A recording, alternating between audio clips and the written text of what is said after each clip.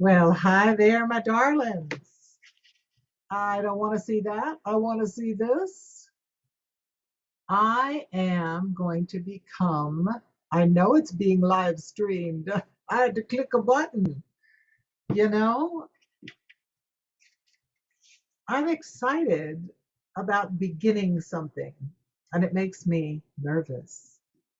And so when it makes me nervous, that's why I chose today to talk about something that a teacher of mine and a mentor of mine, she said, sharing our true selves takes bravery.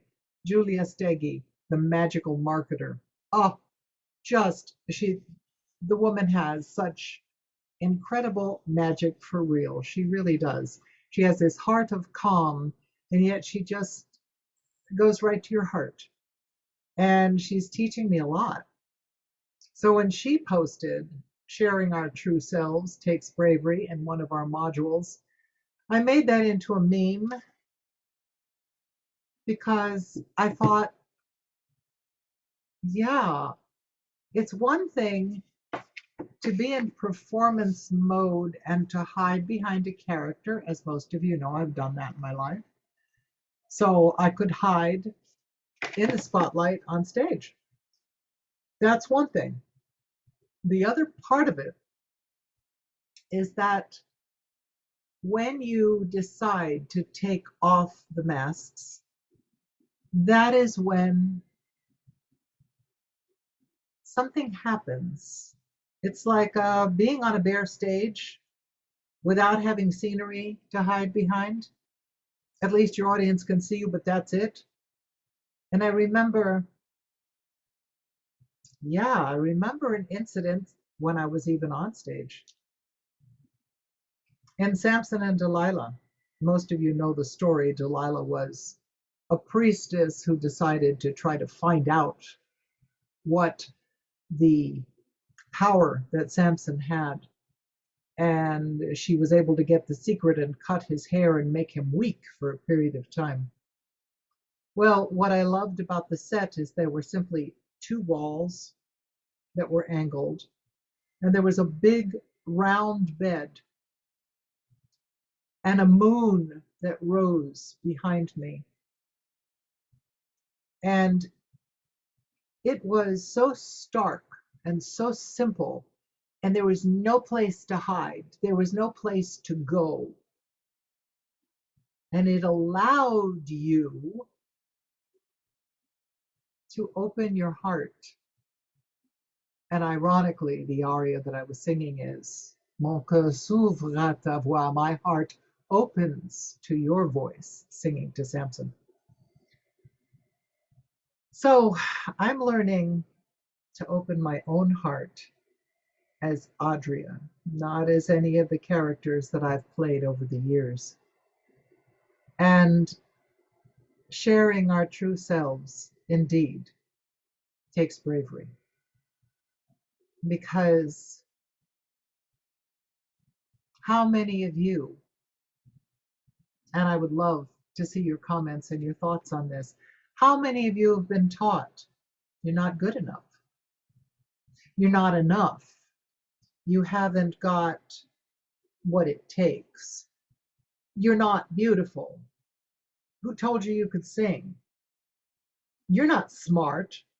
You're an ignoramus. Isn't that a great word? It was a great word. It wasn't a great epithet to receive. It was not. It made you feel horrible. But when you think about what a funny word that is, we are taught to disparage ourselves. And I think that's absurd. That's ridiculous because very, very, very, unless they're ill, very few babies in the world are going to be reticent in any way. If they're hungry, they're going to cry and scream. If they got poop in their diapers, they're going to cry and scream. If they're really happy, they're going to laugh. If they like you, they'll reach out their arms to be held. They are immediately in contact with their emotions. And as we get older, we humans have been so shut down by society and by the others in our lives that we don't believe that we are utterly unique and utterly special and so worthy of love and so deserving of love. And I think that's something that I've had to come to on my own because, and many of you may have had this same experience, I had a father who looked at me very carefully when I was about, I don't know, I was a teenager. Maybe I was 18 or 19. And I may have even been slightly older than that. And I remember him appraising me, looking at my face and saying to me, well, you are a fascinating woman. Yeah, but you'll never be a beautiful woman. You're you're fascinating, and that's a very good thing. Well, he was wrong. He was absolutely wrong. But you know something? I didn't know that. I didn't know that. I trusted his powers of judgment. I trusted his expertise, that he knew what he was talking because he was the great Casanova of the world. At least he thought so. So I was told by a high school teacher, why don't you settle down and be an ordinary high school student? Because he was very upset that because I didn't get a role in the college, I mean, in the high school plays, I went across the road and got a job and a role in a college play. And he told me, why don't I just settle down and be an ordinary high school student? So realize for all of us, if we stand tall, if we stand out, if we, like the babies that came into this world, cry when we're upset, laugh when we're happy, and reach out our arms for a hug when we love someone, are we going to get hurt if we're like that? Yeah, yeah, we will. But we'll survive.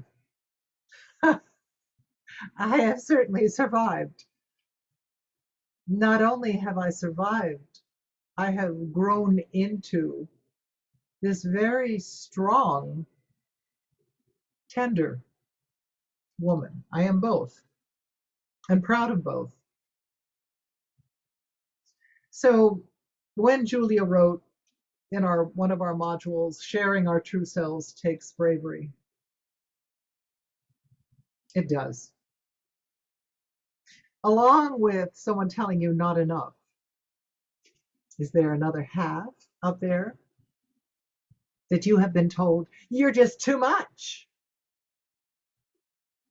I've been told I'm too much. I'm too intense. I'm too intelligent. I'm too this. I'm too that. I should dress down. I should, you know something? I ain't doing any of it. This is who I am. And it doesn't matter whether you approve of me or not.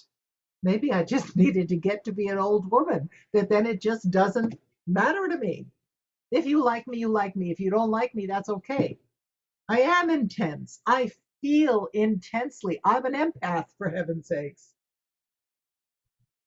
I wasn't born cool. I'd have to work really hard to do that. And that wouldn't be authentic anyway.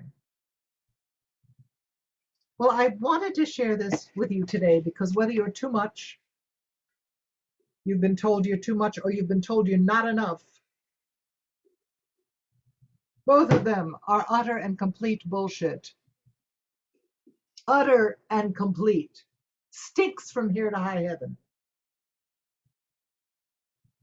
You are magnificent because there's nobody else in the world like you. The combination of genes and experiences in your life make you as unique as your fingerprints and as your DNA. Your soul print is completely unique. So, with passion and with commitment, I say to you, walk into all of you. Stand up and be counted. Put your shoulders back and your head up and say, I am here. And scroll, I am enough, in bright red lipstick on your bathroom mirror. So when you're brushing your teeth, you see, I am enough. So, to put a cap on this discussion from my book, You Are the Artist of Your Life. I've had some people argue with me. That doesn't make any sense. We're not artists. Well, of course, I think that's because they don't believe that you can be the artist of your life. I want to share the introduction, and then I'm going to share this very short thing on what E. E. Cummings said about sharing your real self. May each experience I have gone through and each lesson I share help you find your way to your authentic self. I hope you see your beauty and humanity as you write your thoughts and transform your life, because this book is also a journal. Be loving and kind to yourself. Oh, kind really matters to me. You will show others how to treat you by doing that. May my observations give you comfort, enlarge your understanding, and help you grow into the shining beings you already are. Answer the questions at the end of each chapter. You will discover you truly are the artist of your life. Make it a masterpiece. All right, so for our theme today, sharing our true selves takes bravery. E. E. Cummings, the great poet, said it takes courage to grow up and become who you really are.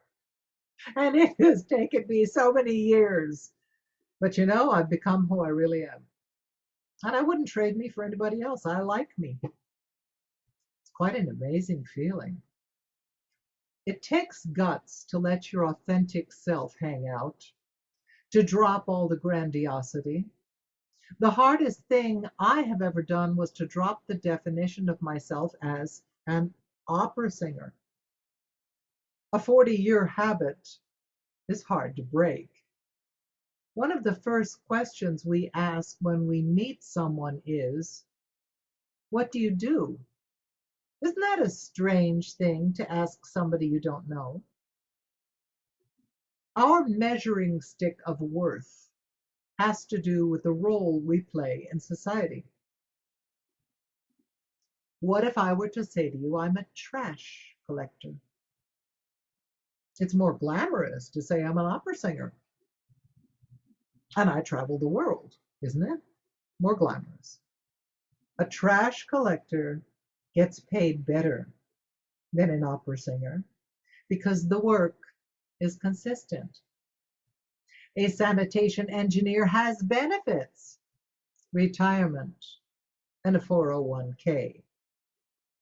A singer wears prettier clothes and the soundtrack is better. If I didn't sing, the world continued to turn. If the sanitation engineers go on strike, try walking the streets of New York. Slight difference in actual and perceived power. Yes. So the questions that you would answer in the page beside that chapter, those questions are, who is better? The opera singer or the trash collector? Neither. We are not measured by what we do for a living, but by who we are as people. Throw away the measuring sticks, the artificial measuring sticks, and ask yourself, Who am I? And what do I offer that is uniquely mine? Well, darlings, I hope I've given you some food for thought. I hope so. It's Audrey Firestone, The Artist of Your Life is my book. And now that I read it, after I wrote it several years ago, I read it and I realize, my goodness, there's so much in here that is just absolute truth. And I like that. And I like you guys. So what's your truth? Who are you? What are you offering to the world? Later, alligators. I'll see you next week. Bye.